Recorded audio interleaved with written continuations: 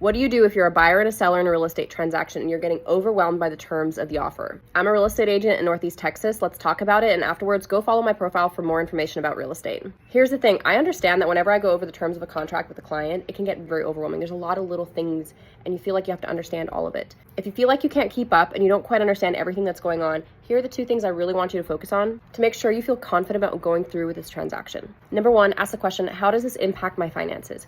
One thing you do want to understand is the finances of the situation. How is this going to impact me? What is my total cost? What are my upfront costs? What are my mid costs? What are going to be my monthly payments going to be? If you're a seller, what's my net payout going to be? How much am I going to walk away with? And so throughout the transaction, as you adjust terms or negotiate or whatever it is, you can always ask the question, how is this going to impact the final costs? Because sometimes it's going to be a little bit, sometimes it's going to be a big bit, and you go, okay, you know what? I'm okay with that. Carry on. Because if you have a real estate agent who's advocating on your behalf, you can trust them to take care of negotiating a way that benefits you. The second thing that you need to understand is how it affects the risk level of the contract. The question you can ask is, how is this going to impact my offer being accepted or denied, or this deal falling through? So again, when you go through the terms of the contract, you go through negotiations, you go through while you're in the contract, if something needs to change or something needs to be adjusted, you can just ask, is this going to impact the contract falling through or getting accepted?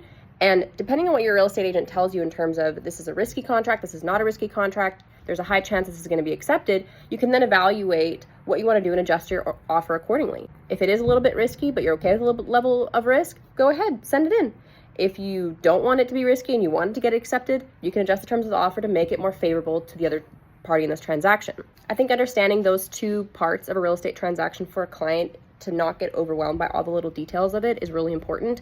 Honestly, a lot of the little terms in the contract only impact the next 30 days of that contract. The finances and the offer getting accepted or not accepted is the only long-term major consequences that you need to worry about.